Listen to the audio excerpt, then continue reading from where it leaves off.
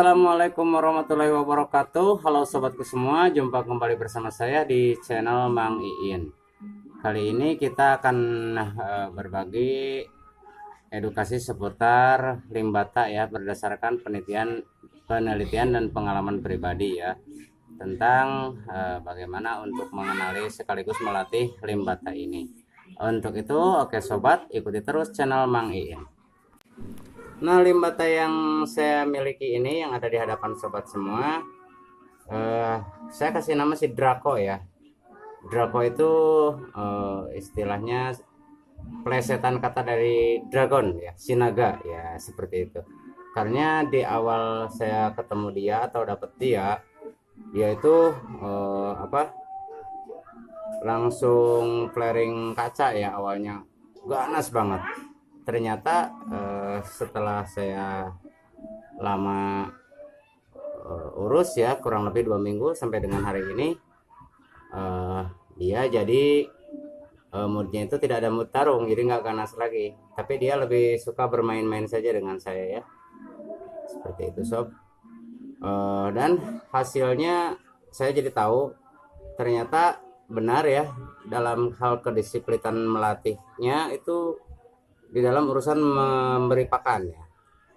Jadi seharusnya pakan itu kita kasih sehari sekali, itu maksimal, sudah maksimal. Jadi jangan lebih. Kalau dia terlalu kenyang, moodnya itu berkurang ya, paling cuman melayang-layang dan kemudian manja, cuman ingin bermain-main ya. Maksudnya dia itu membujuk kita agar memberi makan, tapi tidak ada mood untuk tarung ya kalau dia terlalu kenyang, seperti itu. Nah, si Draco ini kan tuh kalau flaring jari ya, kadang-kadang karena dia disangkanya dia itu saya sedang memegang cacing ya. Kalau flaring cacing itu dia tidak pernah berhenti sebenarnya. Seperti ini, saya kasih ya cacing. Sobat bisa lihat ya, ini cacing tuh. Kalau dia sudah lihat amukannya. Nah seperti itu sob, kita turunin tuh. Jadi flaringnya ke cacing, makanya untuk merubah karakter dia, kita mencoba ya, dalam 1 hari ini kita tidak kasih 1 ekor cacing pun ya dari subuh tadi. Kalau semalam saya kasih dulu, jadi baru kepikiran hari ini saya mau mempuasakan dia. Lihat ya, seperti itu. Nah jadi setelah kita kasih terapi flare cacing, kemudian kita buktikan. Nah kan ada bau cacing tuh kan di jari kita, dia mencoba ya, menciumnya tuh. Wih, sampai gigit karena ada apa? Ada bau cacing, bau amis cacing di sini. Seperti itu sob ya. Walaupun dia nggak ada flare kaca, nggak ada mutarung, tapi kalau nafsu makannya sudah terpancing, maka bau cacing yang ada di telunjuk kita saja bisa dia lahap, seperti itu ya. Akhirnya jadi makan jari ya, nggak apa-apa, cuma geli doang. Nah seperti itu sob. Jadi kesannya atau pesannya di sini, kalau ingin limbata kita itu lebih ganas lagi, maka kita harus membiasakan dia dalam keadaan lapar ya. Jangan banyak dikasih cermin, karena apa, lama-lama dia akan bosan, lama-lama dia juga akan belajar ya, tahu bahwa itu bukan benar-benar musuhnya. Karena si Draco ini sendiri kalau misalkan disatukan sama limbata yang lain, pasti dia akan benar-benar ganas ya, maksudnya akan bertarung dengan limbata itu. Tapi kalau dikasih cermin dia nggak akan mau, karena dia sudah tahu, sudah belajar ya, karena dia sendiri merasakan sakit nubruk-nubruk ke kaca ini. Seperti itu sob ya, itu pelajarannya. Dan jangan terlalu sering diberi makan, jadi cukup 1 hari 1 kali dan biasakan dia lapar. Jadi kalau mau ngasih makan, bagusnya di malam hari saat memang dia mencari makan, karena sebenarnya limbata ini adalah termasuk ikan atau hewan yang nokturnal, artinya aktif di malam hari. Seperti itu sob. Nah ini kemudian satu lagi, saya punya satu limbata mini ya, masih bocil. Saya kasih nama si Pinky ya. Pinky ini baru 1 minggu saya dapat sama dari hasil pancingan. Cuma dia itu waktu dipancing udah ketelan si pancingannya. Saya kira dia stresnya akan lama, ternyata enggak. cuma 2 malam saya biarkan dia di terapi ya, di karantina. Besoknya saya celupin ke sini, dia langsung mau flare ya. Awalnya cuman ngelirik ini telunjuk di awal, dia di bawah dulu ya, di dasar. Kemudian saya kasih telunjuk, ternyata waktu saya kasih telunjuk ini dia langsung apa, berpaling ya, berpaling mengejar. Oh, berarti dia sudah nggak stres lagi. Nah, kemudian dia juga punya keunggulan. Nih, flare cacing tuh. Lihat.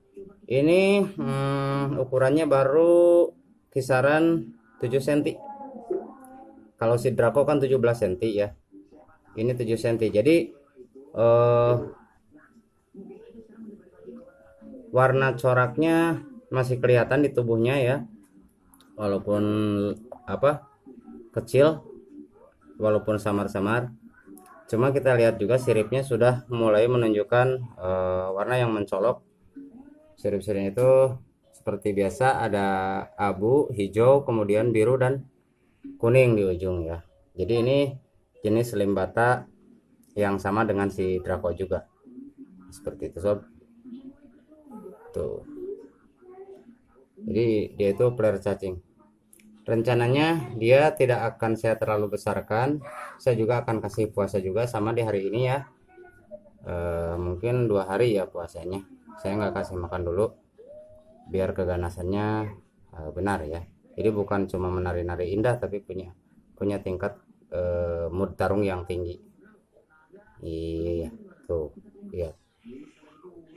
Dia juga sudah melompat sebenarnya. Nih, tuh. Sobat mungkin mau lihat cacingnya ya, berapa senti nih dari atas permukaan air.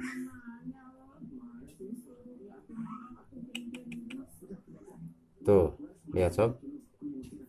Dia melompat tuh kan, seperti itu sob ya.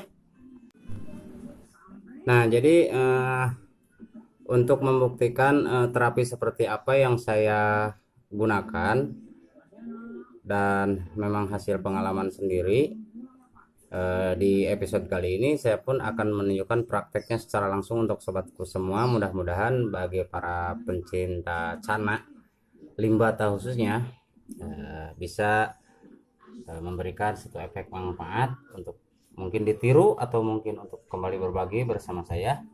Ini adalah Draco. Nah, hasil latihan saya sendiri di sini, dan ini juga Pinky hasil pelatihan saya. Jadi tadi dia nyamber tapi nggak dapet ya cacingnya, jadi tetap dia berpuasa hari ini.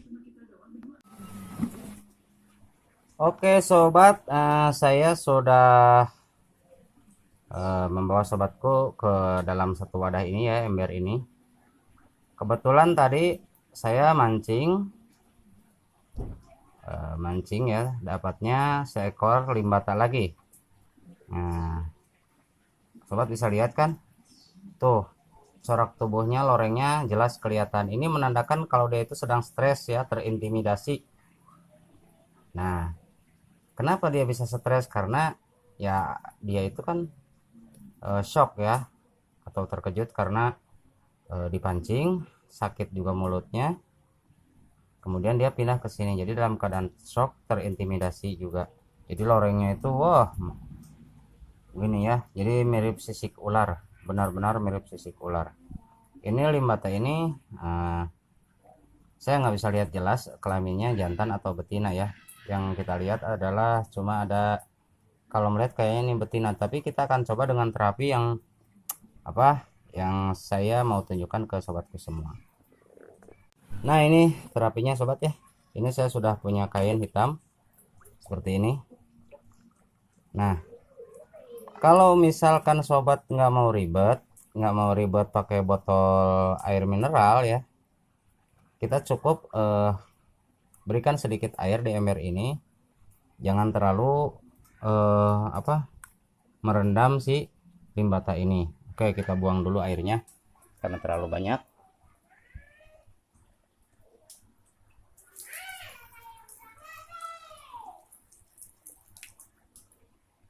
Nah, cukup ya setengah badan si limbata ya. Setelah itu, nah kain yang ini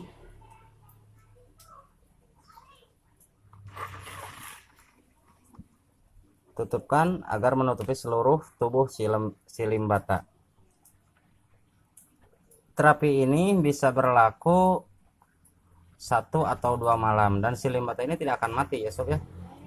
Kenapa tidak akan mati? Karena sebenarnya kalau kita tahu benar-benar sistem kehidupannya, yang namanya jenis gabus itu atau cana itu, ketika mereka berada di musim kemarau, mereka justru mengubur dirinya untuk menghindari predator atau menghindari kematian karena kekeringan. Dia itu kan menyembunyikan dan merendam dirinya di kedalaman lumpur yang lembab dan basah, tidak juga berair.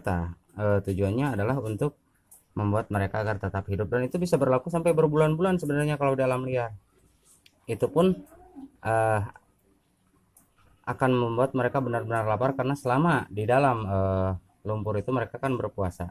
Nah, tujuan saya membuat terapi seperti ini, saya hanya mencoba menyeimbangkan proses alamiah yang dijadikan proses ilmiah seperti ini. Jadi kita cukup membiarkan dia dalam terapi ini 1 malam. Atau setelah ini bisa juga kita coba ke dalam botol ya, kalau kita mau tujuannya untuk membuat dia lebih diam, tidak bergerak tuh kan, seperti ini dia tidak mau gerak tuh. Nah, buktinya tidak ada pergerakan, dia seperti mati tuh. Ini membuktikan bahwa dia sudah mulai tenang. Juga dengan terapi ini tidak merusak bagian-bagian siripnya, tidak sobek-sobek, kemudian sisiknya juga tidak lepas. Dengan seperti ini ya, kita perlakukan dengan lembut. Kemudian yang sobat harus tahu juga, kalau kita dapat bakalan limbata dari alam langsung, jangan pernah menyatukan di tempat yang luas tanpa ada balutan kain seperti ini. Apalagi kalau airnya lebih dari 10 cm, maka mereka akan saling bertarung dan beradu ya, sehingga pasti ada yang mati ataupun yang bocok-bocok ya, rusak seperti itu. Maka kalau memang ingin disatukan termasuk di ember kecil ini, sobat bisa menggunakan teori ini. Jadi mereka tidak saling bertatapan, mereka pun tidak saling bersentuhan, tidak saling bergesekan, dan mereka pun tidak bergerak. Jadi untuk dibawa jauh pun tidak akan menjadikan mereka itu stres. Kalaupun untuk limbata yang sudah jadi tidak akan stres kalau dibawanya seperti ini. Seperti itu ya sob ya. Nah, setelah ini sudah, karena mereka pun berpuasa, kita hanya menunggu 1 atau 2 malam. Kemudian kita sambil menunggu mereka siap, kita siapkan dulu akuariumnya. Oke, nah sekarang kita simpan.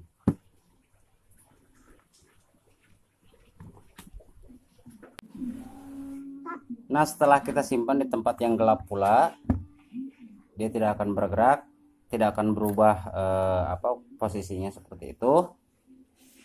Maka hasilnya kita hanya tinggal menunggu besok atau lusa ya, tergantung keinginan kita. Tidak akan mati ya sob, jangan takut, mereka tidak akan mati. Nah, ini tadi kan ada bau limbata yang lain ya, limbata asing. Kita akan juga bereksperimen bersama. Apa respon si Draco ini terhadap bau limbata asing? Coba.